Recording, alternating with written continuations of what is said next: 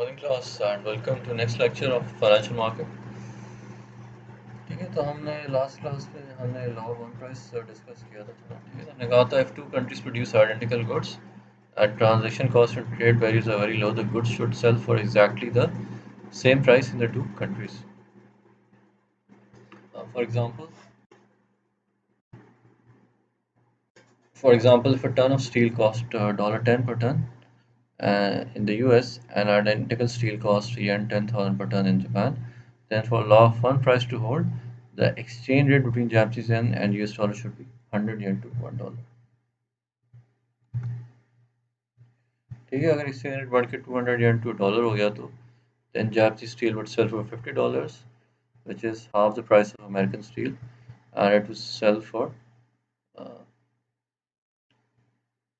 20,000 yen in Japan, ठीक है, which is more than the price of the steel uh, originally, ठीक है, which is more than the price of American steel in Japan। ठीक है, तो ये हम डिस्कस कर चुके हैं। हमने कहा था because American steel would be more expensive than Japanese steel in both countries, both steels being identical, the demand for, ठीक है, तो हमने कहा था because अगर exchange rate बढ़ जाता है to 200 yen to $1, तो जो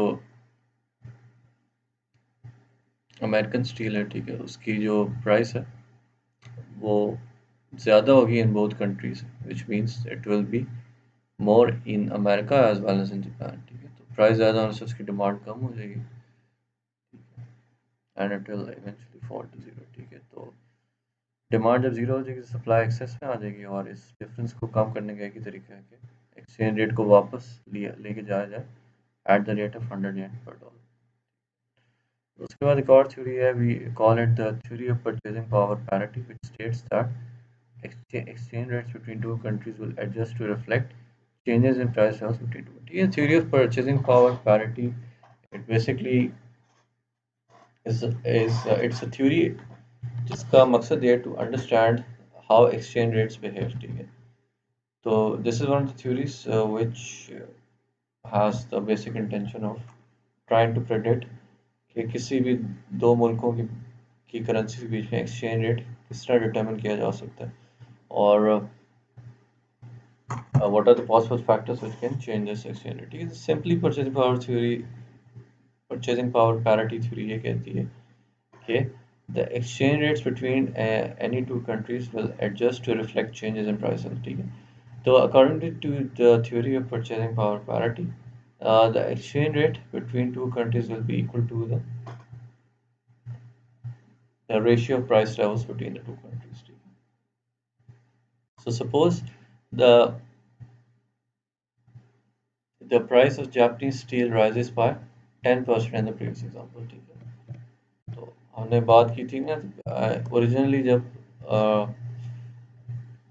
यहाँ पे इससे पहले का केस हमने डिस्कस किया था, ओरिजिनली जब एक्सचेंज रेट जो है 100 yen to $1 है, हमने कहा था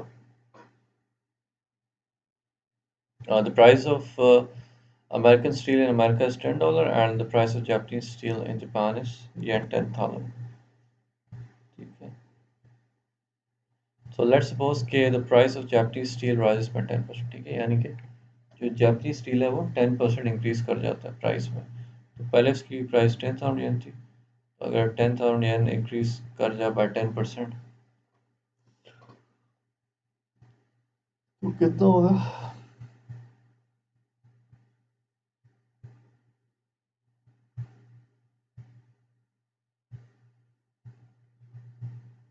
ठीक है, 10% ऑफ 10,000 इज 1,000।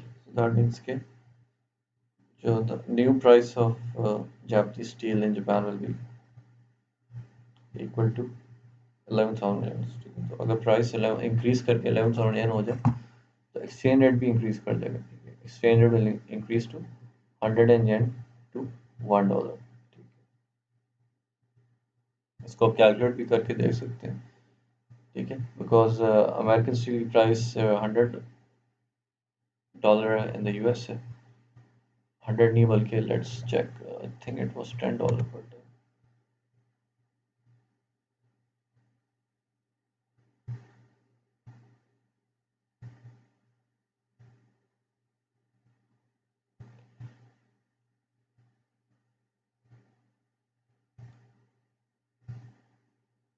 हाँ, तो अमेरिकन स्टील है उसकी बेसिकली प्राइस $10 पर टन है, ठीक है। और जापानीज स्टील की 10,000 पर टन है, ठीक है। तो 10,000 अगर इंक्रीज कर जाए बाय 10%, तो it will be equal to 11,000, ठीक है। So 11,000 और जो 10 है उसका अगर हम कंपेयर करें आपस में, तो इसका एक्सचेंज रेट हम निकाल सकते हैं, ठीक है। तो यहाँ पे एक्सचेंज रेट इस तरह निकलेगा that $10 is equal to 11,000 yen, ठीक है। And $1 is equal to 11,000 divide by 10, ठीक है। तो आपके पास 110 yen इंटू $1 आ जाएगा, ठीक है। Theory of purchasing power parity कहती है कि that exchange rate between any two countries, yeah, exchange rate between the currencies of any two countries is determined by the real exchange rate, ठीक है।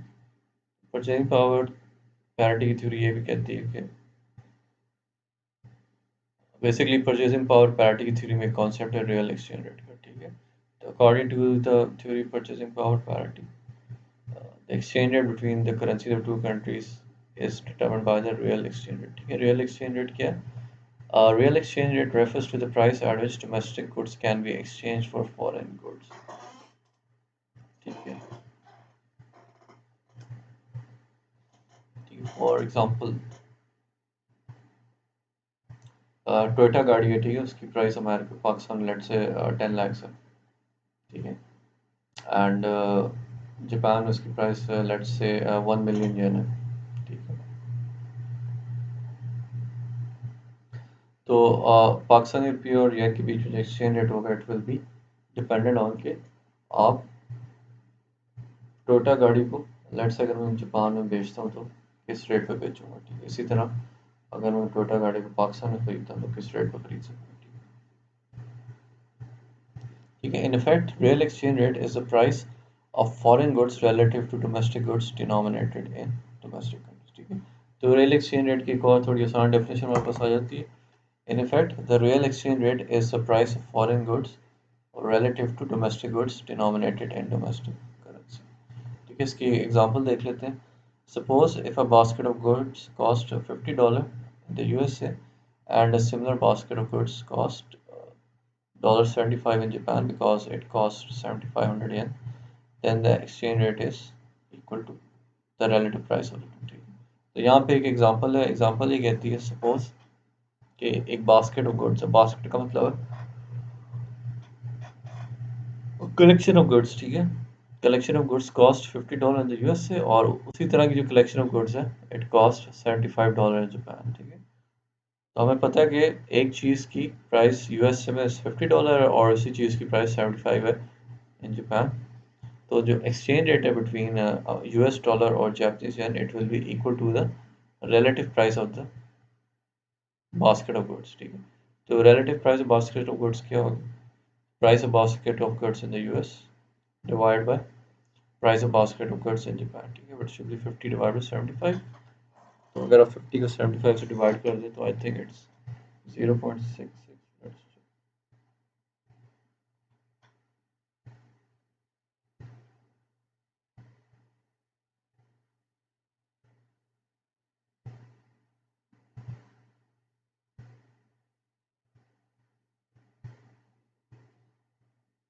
ठीक है। 0.66 आता है पर डॉलर, ठीक है। तो आप इसको कह सकते हैं इट्स इक्वल टू 0 पॉइंट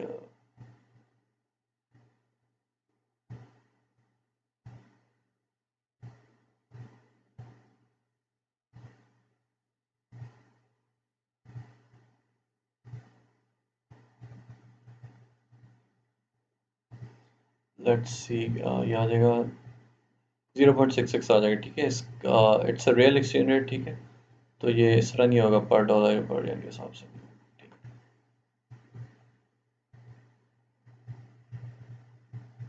है। यही रियल एक्सचेंज रेट जो डिसाइड करता है कि whether a country is cheap for foreigners और नॉट, ठीक है। अगर कोई टूरिस्ट पाकिस्तान में आता है, ठीक है, उसके लिए पाकिस्तान महंगा या सस्ता है, it will actually be decided by the real exchange rate, ठीक है। कोई अमेरिकन है वो पाकिस्तान में आता है घूमने फिरने, ठीक है। तो अगर हम अमेरिका और पाकिस्तान का रियल एक्सचेंज रेट देखें तो रियल एक्सचेंज रेट जो है वो फेवरेबल है फॉर ठीक है, यानी कि according to the real exchange rate, the price of goods in Pakistan is cheaper than the price of goods in the US। ठीक है, तो उसके लिए पाकिस्तान चीप होगा। ठीक है, तो और यही मकसद है कि हम अगर किसी मुल्क में टूरिज्म को प्रमोट करना चाहते हैं तो हमारी कोशिश यही होती है कि हम रियल एक्सचेंज रेट कम से कम रखें, ताकि कोई फॉरेनर अगर हमारे मुल्क में आए तो उसके लिए चीज़ें सस्ती हों। ठीक है,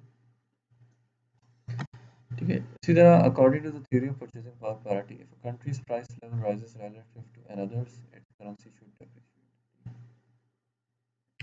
तो परचेजिंग पावर पैरिटी की थ्योरी ये कहती है कि अगर किसी मुल्क की प्राइसेस इंक्रीज करती हैं रिलेटिव टू अनदर कंट्री, ठीक है, अगर हम ऊपर की एग्जांपल ले लें, ठीक है,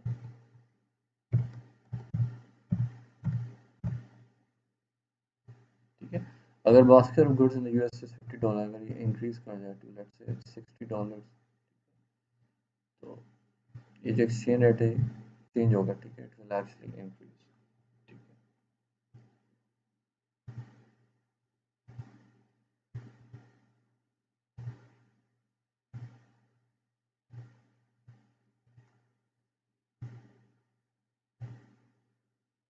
ठीक है, इसका रियल एक्सचेंज रेट इंक्रीज कर देगा, बट हम इसको रियल एक्सचेंज रेट नहीं, हम इसको नॉर्मल एक्सचेंज रेट के हवाले से देखते हैं। ठीक है, according to the theory of purchasing power parity, the country's price level rises relative to another, its currency should depreciate. ठीक है, शुरू शुरू में हमने इसी चैप्टर में एग्जांपल की थी, उसमें हमने कहा था एक्सचेंज रेट डॉलर और येन के बीच में कितना नहीं, exchange rate between dollar and euro हमने किया था। ठीक है, तो एक्सचेंज रेट बिटवीन डॉलर और यूरो था, it was equal to dollar 1.28 euro.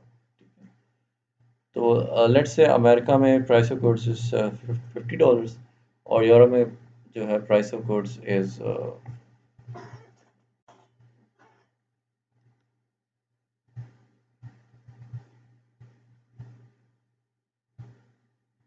कितनी होनी चाहिए, $39 कर लेते हैं, 39 यूरोस। ठीक है, यूरो में प्राइस ऑफ गुड्स 39 यूरो है और अमेरिका में जो प्राइस ऑफ गुड्स है $50 है। ठीक है,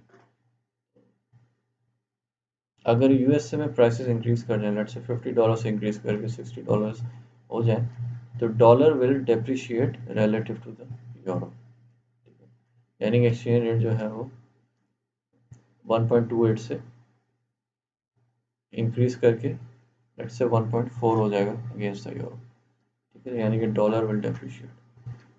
ठीक है, conversely if a country's price level falls relative to other countries, ठीक है, तो अगर प्राइस लेवल यूएस में 50 है और यूरोप में 39 यूरोज है, ठीक है, तो अगर यूएसए का प्राइस लेवल डिक्रीज कर जाए, लेट्स से 50 से डिक्रीज करके 40 कर जाए, तो then the US dollar will actually appreciate. ठीक है, यानी कि एक्सचेंज रेट 1.28 से डिक्रीज करके लेट्स से $1 पर यूरो हो जाएगा।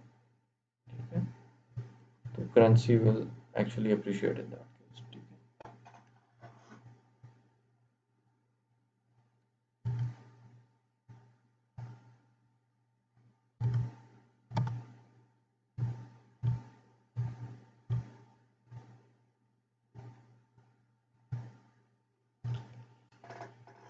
ठीक है, इसको दोबारा देख लेते हैं, परचेजिंग पावर पैरिटी। ठीक है, तो बेसिकली परचेजिंग पावर पैरिटी की थ्योरी क्या है?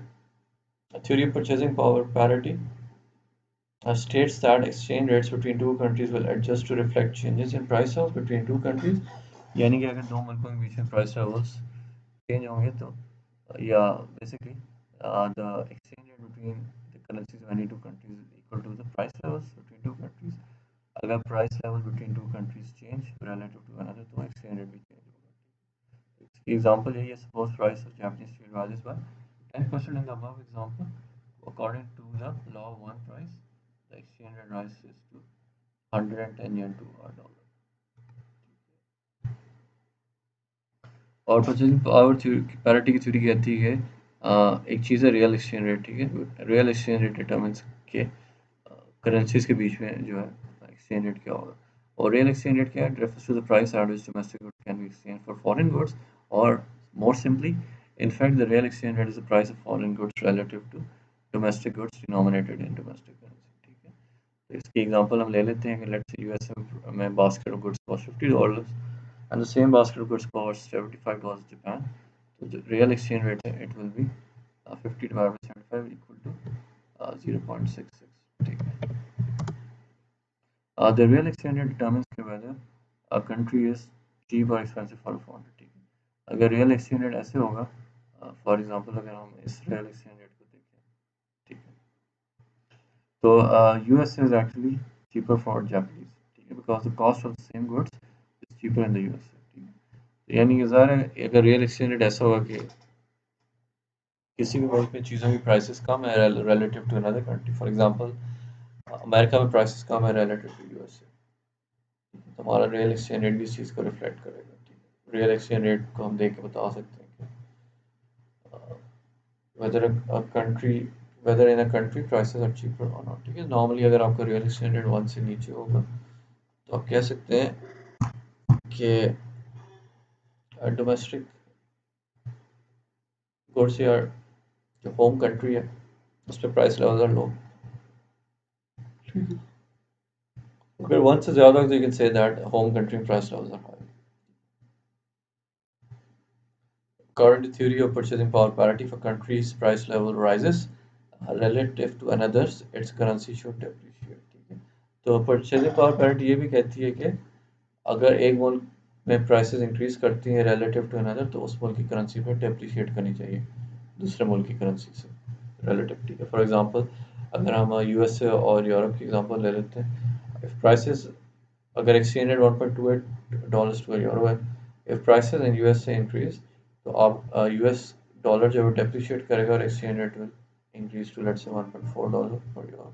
और इसी तरह अगर prices in the USA fall तो the US dollar will appreciate, यानी it will increase in value relative to the euro,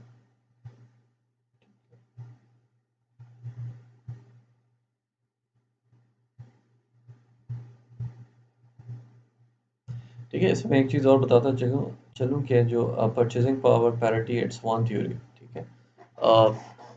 exchange rate से हम कंप्लीटली परचेजिंग पावर पैरिटी की थ्योरी को फॉलो नहीं करते, ठीक है। यानी कि it's hard to predict the exchange rates using purchasing power parity only, ठीक है। यानी कि अगर आप किसी भी दो मुल्क की करेंसी में एक्सचेंज रेट कैलकुलेट करें using purchasing power parity, chances are market में जो एक्सचेंज रेट्स हैं उससे डिफरेंट होंगे, ठीक है। उसकी कुछ वजूहात भी हैं, ठीक है। बिकॉज परचेजिंग पावर पैरिटी जो है it's based on a number of assumptions, ठीक है।